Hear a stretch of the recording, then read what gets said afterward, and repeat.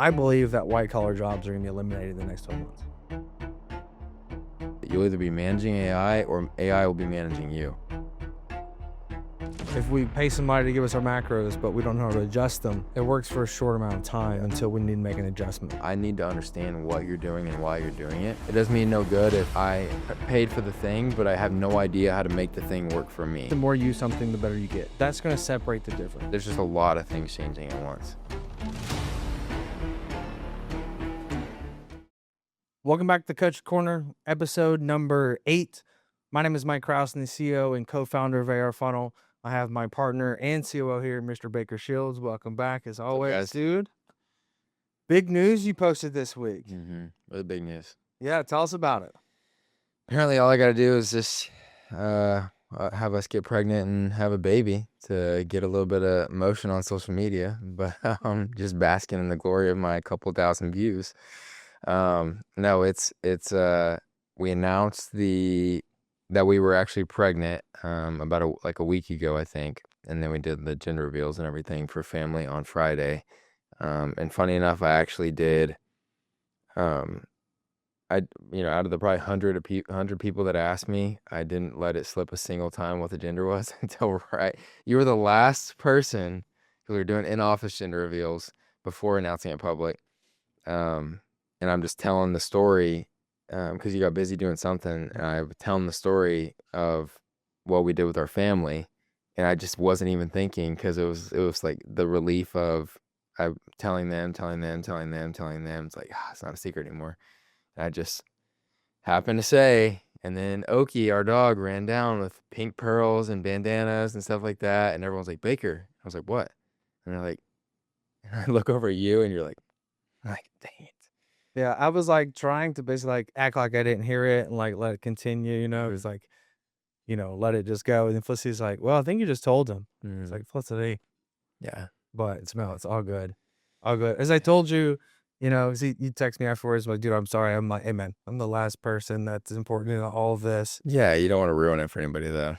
Yeah, but I told him, as you know me, I was like, bro, you could have just texted me and I've been just as happy for you with it in person. But yeah, man, baby girl. Wasn't expecting it. It was. I was not. No, I don't know. It sounds so stupid to say, but I really wasn't expecting. Like, I had never pictured my life having a girl first. I don't know if that's because I'm the first boy, and then you and Kenzie's family, they had boy first. I guess most kind of friends or family, they always have boy first. So I just never even, like, I was picturing like what life looks like in 6 months or a couple of years. I'm picturing like rough housing with my son, and like a little indestructible toddler boy, and all the teach him how to be a man. Like, that's all the stuff that I was Take picturing. care of your little sister. Yeah, exactly. And then, so I legitimately never considered a future as a girl dad first. And then whenever I saw the pink, it's just like pure shock. I was like, what? And it's stupid because it's 50-50 chance. So like, it was literally it's a coin toss. Yeah. But I'm super, super excited. If you guys haven't watched the video of Kenzie and I finding out, it's pretty funny because it's just our raw reactions. Both of us, we already had a boy name picked out, and we were already fully expecting boy. And then, just got flipped on its head. So obviously that makes a lot of emotions, a lot of wonder, maybe some worry. What does work look like? Expectations. How am I going to do this? How am I going to do that? How's that been settling with you over the last few weeks? I'm just trying to get as far as I can before, honestly. Big focus personally has been finishing the house. So we've got a bunch of things that we're trying to push. We bought a fixer-upper a little over a year ago for the people that don't know. And we kind of did as most people do. Like we gutted it, and then we got it to like livable, basically, like did all the bedrooms and then did all the like common areas, and then kind of just were like, okay, renovation fatigue set in. We're like, we're going to take like 6 months and just chill. And that 6 months turned into like 8 or 9 months, and then find out we're pregnant, and all of a sudden it's like, whoa, we gotta, like, we had because we had demoed 2 out of 3 bathrooms. And so it's like, okay, crap, we got to get those 2 bathrooms up and running. We got to get the 3rd bathroom done. We got to finish out the downstairs. We got to start to, so I just don't want Kenzie on her maternity leave to have a construction zone or like have stuff be inconvenient. So that's the first thing. But trying to set up the business to where I can obviously a lot of, especially at the beginning, it's like mom. Like there's not much I can step in and do between feedings and stuff like that. I can try to support mom as much as possible, but I can't really like substitute in a lot of the areas that would give her more relief maybe. So a lot of what I mean, I'll be able to work from home. Obviously I won't need as long of a paternity leave as her, but just try to have my office set up at the house to where it doesn't really make us skip a beat, take a few weeks off and just kind of just spend time with baby girl and spend time with Kinsey. And then from there, just go into what does life look like now, you know? Yeah, obviously being able to have the office from home is definitely going to be super helpful on that, and ensuring we have all our ducks in a row and meetings and all those type of things. Hopefully have myself cloned by then with AI. Yeah. Yeah. Yep. Little cloud bot action. Mm-hmm. Still very interesting. Yeah. But we're excited to see what we can do with it. I actually had a call this morning with somebody that was like, yeah, I'm trying to replace and do XYZ things. Yeah. Guy that makes our hats, he was like, yeah, I'm actually figuring out how I can actually like redo our entire shipping software and not have to have these people that have to mainly do all these things. He was like, it'll be a really big cost saver for us. Yeah. Again, like we're replacing people, right? Like eliminating employees. However, now you have an employee that runs the thing, which is a different skill set. So somebody that, let's say, high school student or college kid can come in and like do the thing first, and have this person that understands all this shipping stuff and understand this CRM system through and through, or shipping software. So I had a realtor. My realtor hit me up about helping him build out like a software for him, and he was asking me like, "What does this look like? How did you do it?" Because he was trying to save himself. I think it was like $1,000 or $1,500 a month, and he's like, "I realize there's going to be a cost involved in me figuring this out, but he's like, that can save me $20,000 a year." Between expenses and extras, and there's gonna be a lot of industries that are gonna be game changing. And there's a lot of stuff now you can one shot. And like what a one shot prompt looks like is you send a prompt of build me this, and it's super detailed, and then you get the thing out of one prompt, And like there's a lot of things you can do that now with.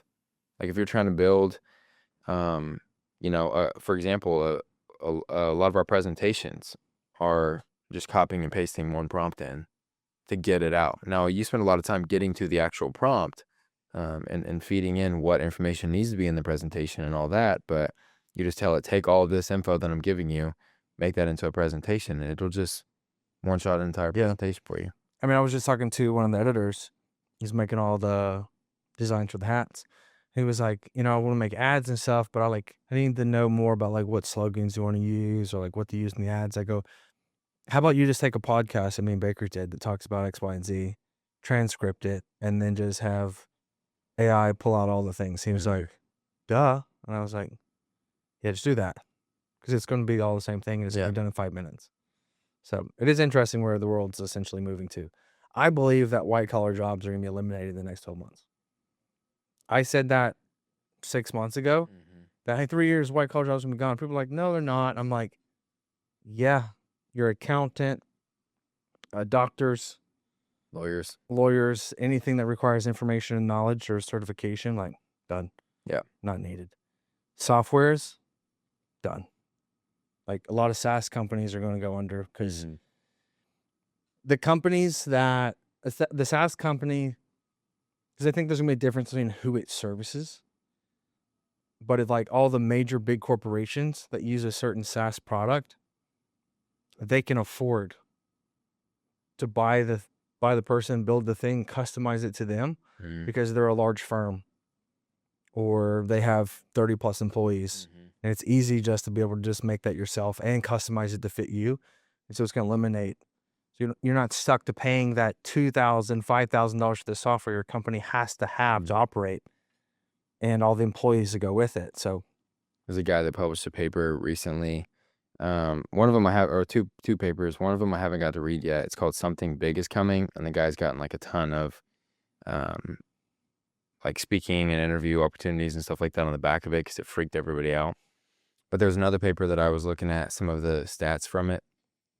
And this guy's theory is basically that we're heading towards, I think he calls it the K economy. So like think of a bar and think of it just like splitting in two. And the two portions of where we're headed is like, you'll either be somebody in the workforce that is managing AI. Like if you're someone that's figuring it out and you understand how to work with it, you'll either be managing AI or AI will be managing you. And that'll be the kind of bottom tier. I don't know what collar you would want to call it because it's not even like the hard work. It's not blue collar. Yeah, but whatever that ends up being called. But if you're being managed by AI, that means you're doing relatively low leverage stuff that it's not even worth paying the AI to do, you know? Yeah. So it's just weird to think that a lot of people are going to have AI managers at some point. Yeah, it's still hard to wrap your head around. But guy I was talking to this morning was like, yeah, Musk came out and was like, yeah, 3 years. He's like, hey, your daughter's like wanting to become a doctor. You should probably tell her to stop. Because they showed it one video on how to remove a gallbladder. Mm-hmm. The doctor says the best surgery he's ever seen. And it was the first one that ever did. Mm-hmm. It's like, if I had to choose, put the robot on me. Mm-hmm. I don't need no shaking of a hand of a guy that's 80. Nope.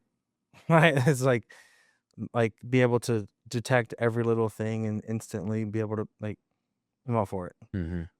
Yeah, I don't know. It's going to be really, really, really interesting. And I think a lot of people, I mean, you guys know, because everybody gives me a hard time around here about being like both the AI doomsday guy and the AI opportunity. We got to go all in on it guy. For every good thing is a bad thing.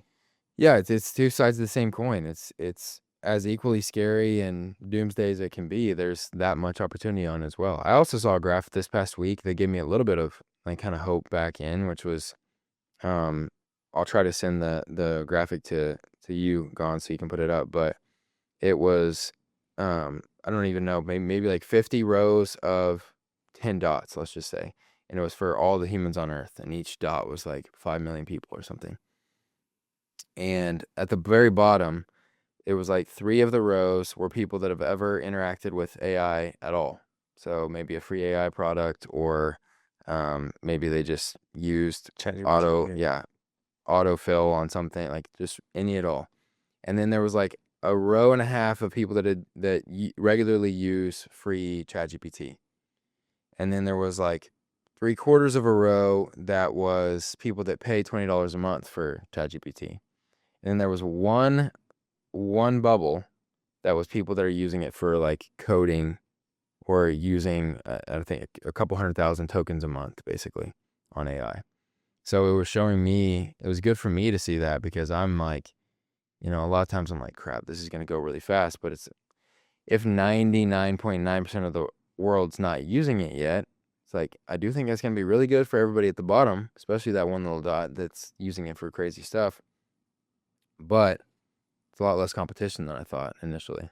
It is. And I think that it's only going to go as fast as the adoption rate of it. Mm-hmm. If people just refuse to use it, then it's not going to be used. Mm-hmm. However, those that are using now and that are building, it's almost scarier because it's not democratized as much. Yes. Because if it's just Musk and Bezos and Zuckerberg that are leading the charge, and of those 2 million people that are using it nonstop at a super high level, 700,000 of them work for those three. It's like the OpenClaw thing. That guy was just an enthusiast that just was like dropped the grenade on the internet and was like, you guys do whatever you want with it. Like he was losing 15 grand before he got bought by OpenAI, which is scary as well.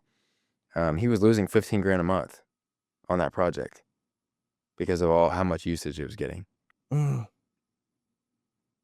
like you using it. Yeah. From like us using it.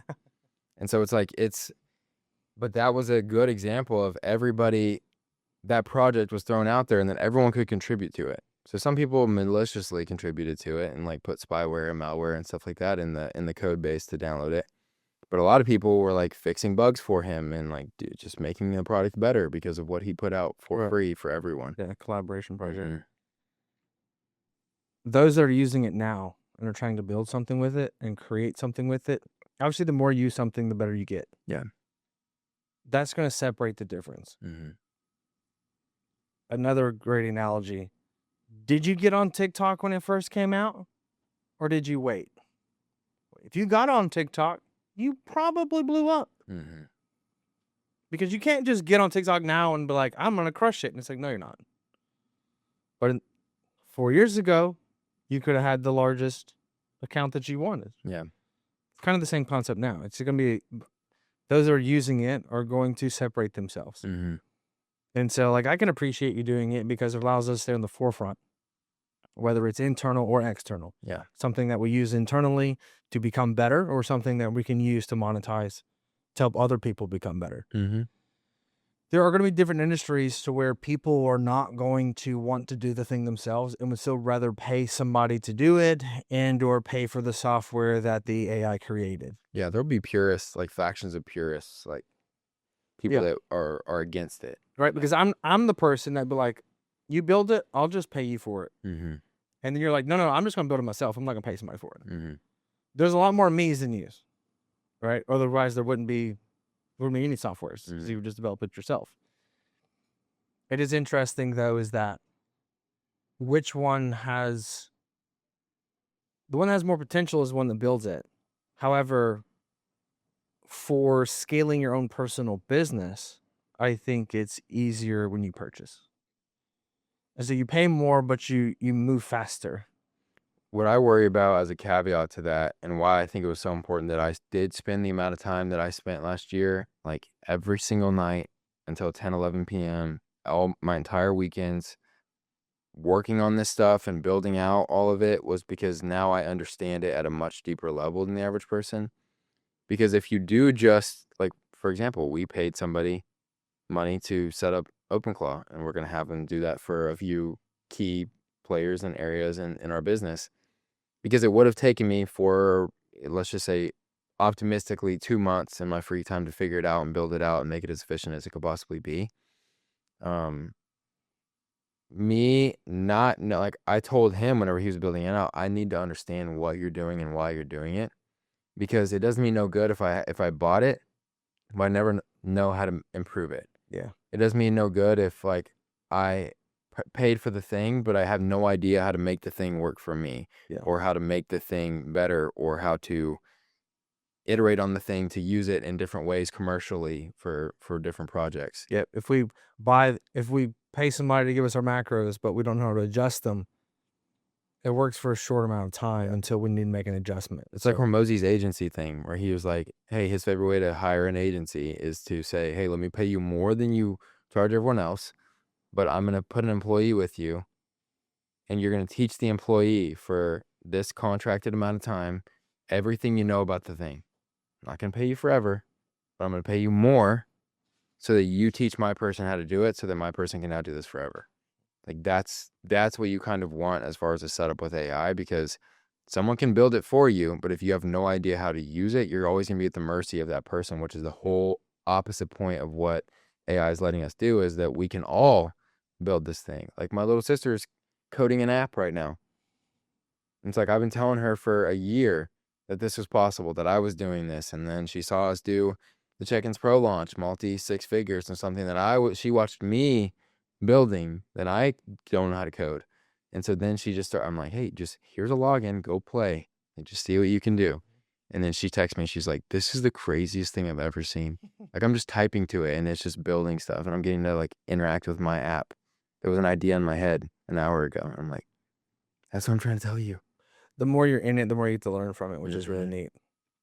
So it's also like when you teach, you can actually become smarter. Yeah. It's because you're interacting with the theory, the methodology, the structure. So then you have to like pitch it different ways or come up with different metaphors, and you just think differently. And then boom, it's like, oh, I just had an idea from teaching the same thing I've been teaching for the last 6 months. Yep. Boom, I just got smarter. No new information, but the more you think on it, it triggers different types of emotions, thoughts, and sequencing. And you could be like, boom, here we go. Mm-hmm. So it's really neat. Yeah. Well, we got the Arnold next week. Assuming when this comes out, we'll be going to the Arnold Classic, first event for AR and Check-ins Pro. We just got all the booth stuff in, or some of it, half of it. You know what the foot traffic on the Arnold is, by the way? No. I was looking it up. because I was talking to the developer about like what we're gonna do and how we're gonna try to trickle out Check-ins Pro, and he was saying like, well, at least you got the biggest ones last, so you can kind of learn a lot and work up to the end. And so I start looking, what is the foot traffic of the Olympia? It's like 75,000 people. And he's like, that's incredible. That's gonna be huge. And I'm like, I wonder what the Arnold is. So I won't go and look. 120,000 people. So he's like, never mind. He was like, the big one's up front, so you guys better figure it out. 120,000. I said this 2 days ago. I was like, I wish the Arnold wasn't first, Yeah. so that we could like get our kinks worked out, before. But we're gonna sell a lot of hats. Yeah. We'll have enough people there that we'll be able to figure out. We'll be able to move on the fly, I think. Yeah. But yeah, worst case, we're gonna sell some hats. So I am excited about that. So if you're going to be in the area, in Arnold, come check us out. I believe we're booth 1601. So it'll be a lot of fun. But yeah, like one of 25 potentially. It's gonna be interesting. Mm-hmm. We got I think 7 total people going. Yep. Already actually know a lot of clients are going to be there, so we're going to see a Yes. lot of people there, which is cool. But yeah, come stop by, say hello. Yeah, looking forward to it. Mm-hmm. So that's that. And then we kind of got like a little of a hiatus Yeah. from the booths because it then really picks up in April. Yeah. Got the workshop, right? Got a few tickets left on it. Mm-hmm. Both one in March and April. And so you can find out more information about that below in the description. What else we got? I mean, it feels like a lot. The Check-ins Pro, we have the first iteration of the Trainer Eyes launch tomorrow. So we'll be showing everybody that. That'll be really cool. Workshops have been a big push of ours, so it feels crazy getting close to the first one and starting to see some of those spots being grabbed. That's been really cool. We've got a lot of in-persons in between now and then from people. Wrapping up kind of the old framework of everything. Yep. We have our Check-ins Pro event. Yep. Right. About being a better coach, which is not an open one. You can't come to it unless you're a Check-ins Pro already user. It was part of the value add whenever you essentially signed up when we went public for the first time and at Lead Summit.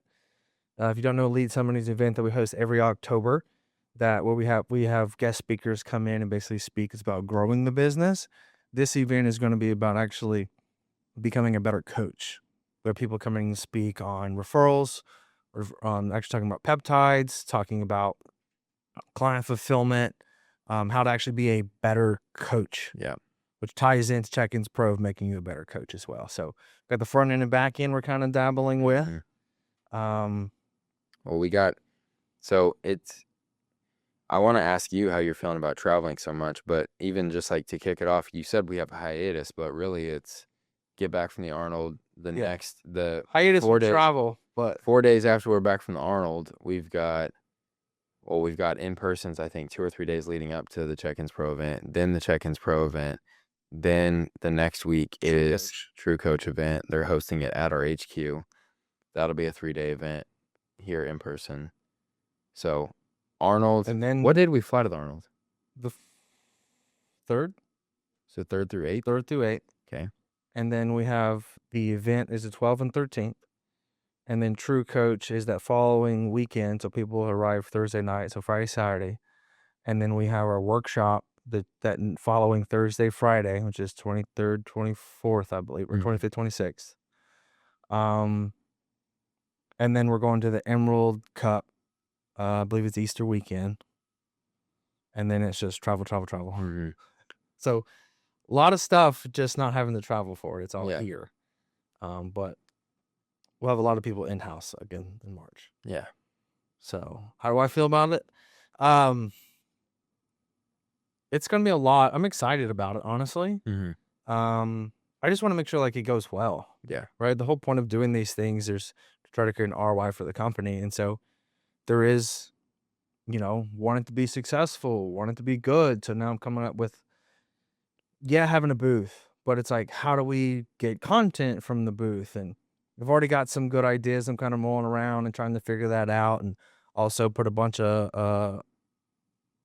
I placed a very large order for a lot of different hats that we can bring to all these events going throughout the year.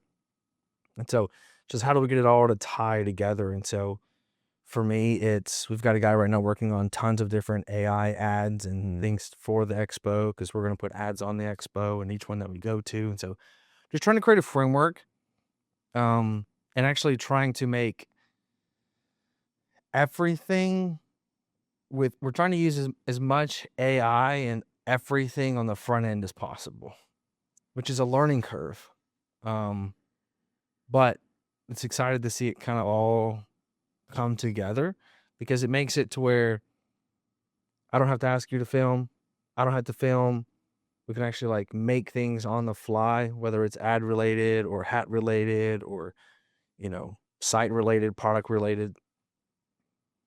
Then you tie in like, hey, we're selling hats this week. What if that crushes? And then, well, not what if. I know it's going to do well. Yeah. It's like, okay, we got to fulfill all those. So it's Packing orders like the old days. like the old days. So it's going to be a lot. And plus, we have people are coming in for interviews this week as well. So, it's a growing season. It's a lot of changes all at once. It is, and It's a little overwhelming. it is. I'm not able to get to.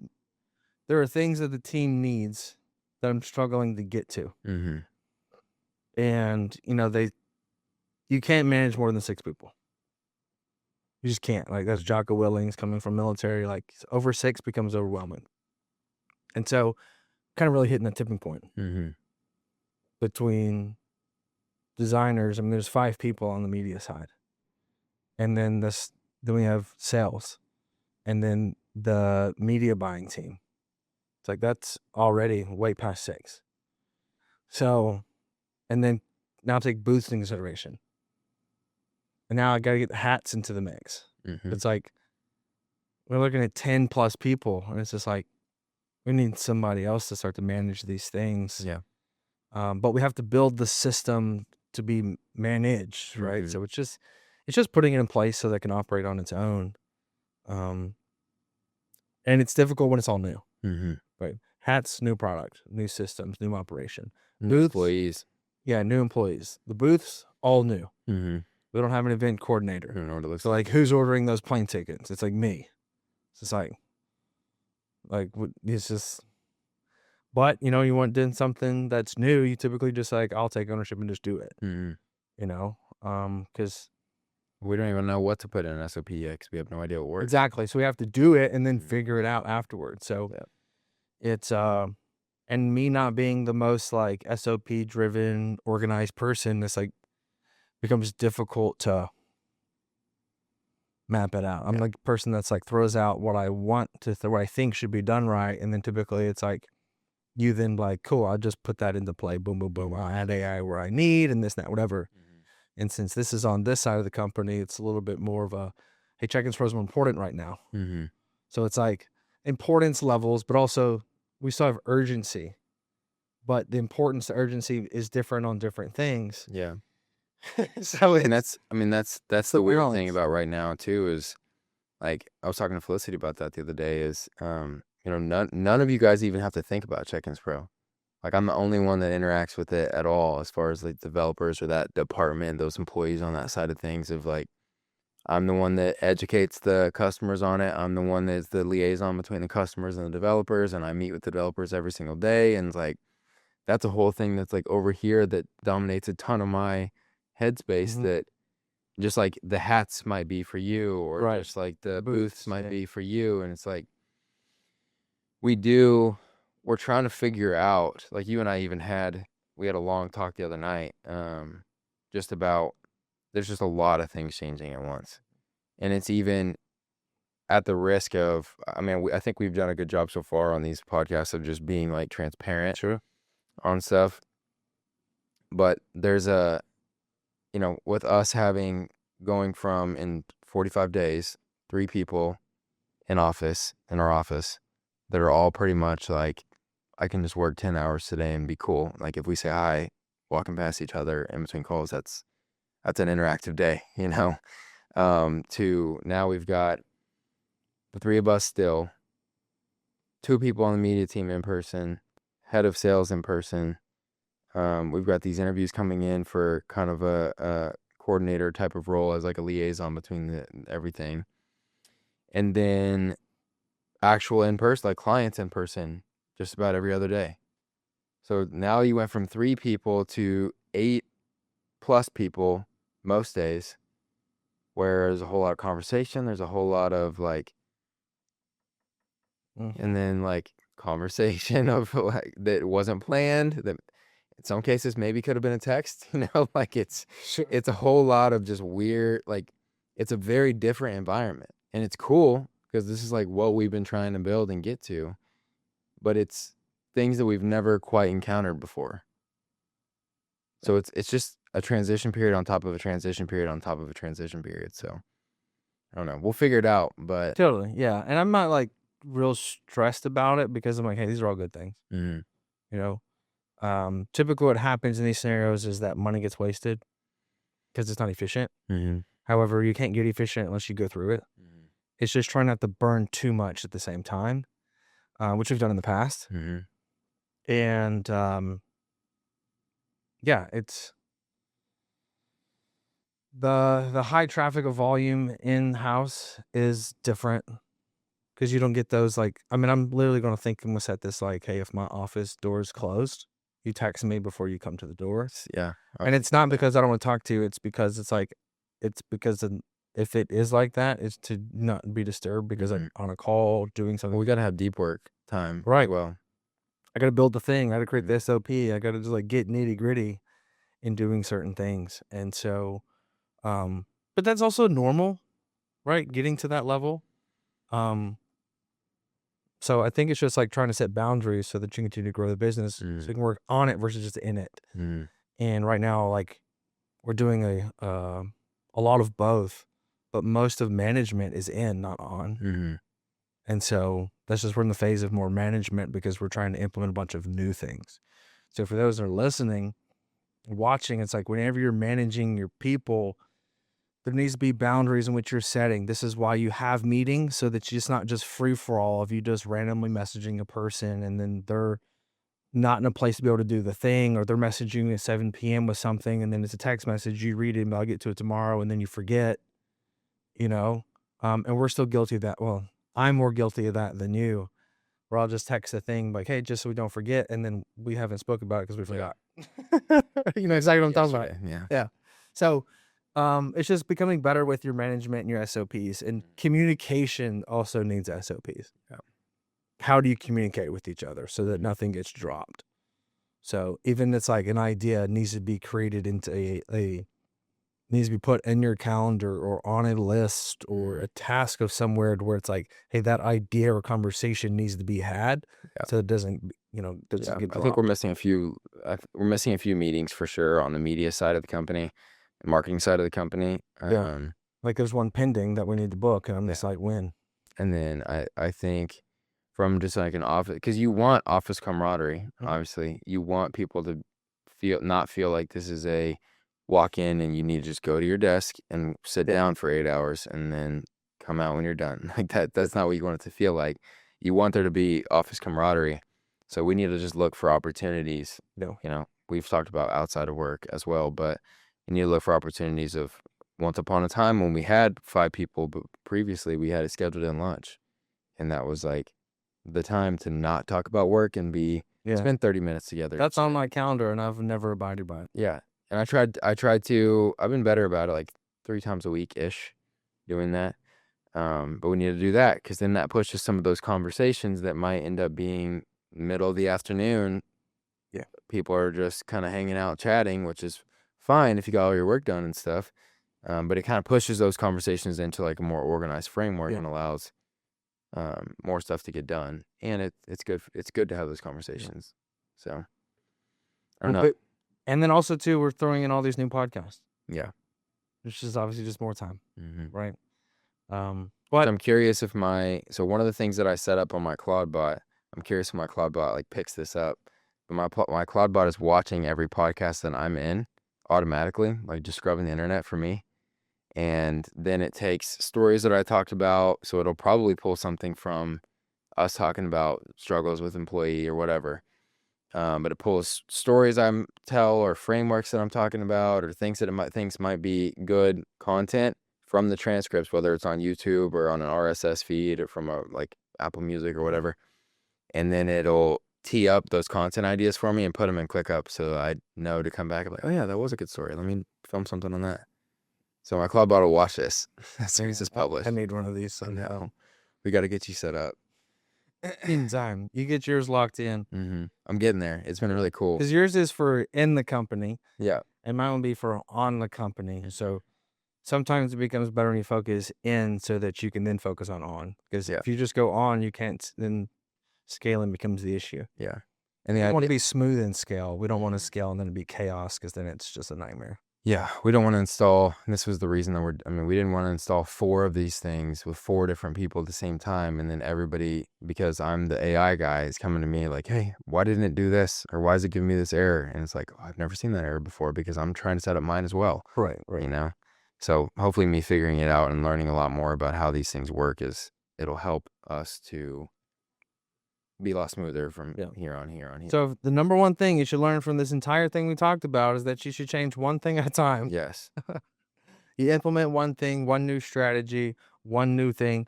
Alex says he does, I think, was it 2 things a year that he'll change or implement? 2 a year. Now you have to ask yourself, what is important? Yeah. If it's just 2 a year, what actually is important?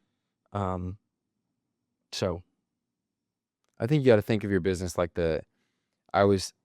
we all learned the scientific method growing up, you know, like you have to have a hypothesis, you have to test the hypothesis against the control group. Yep. But when you have a hypothesis, you're not testing this variable, this variable, this variable, and this variable. You test one variable at a time and you compare that one variable being changed to the control group where nothing changed. Because if you test more than one, you have no idea which one did the thing that you're getting a result for. So you test one thing at a time, and if that gives you a positive result, cool, that was the thing. That's what you're missing. If it doesn't give you a positive result, you know that has no correlation, move on to another variable. And just think about like your 7th grade science class and the scientific method, and that'll help you a lot of times to get the thing that you're wanting to change or the outcome you're wanting to do. You'll get to the bottom of what's actually going to be the lever to pull to get the direction you want it to move way quicker by just changing one thing versus 7 and being confused why you got a good result or a bad result. Yep, that's great advice. Well, appreciate you guys hanging around for episode number 8. We'll see you, those people at the Arnold. We'll see those at the Check-ins Pro event. We'll see those at True Coach. Yep. We'll see those at the Operator Workshop. It is going to be a busy next few weeks. We'll see you guys there. Please like, subscribe, share us with somebody, and we'll see you guys next time. See you guys.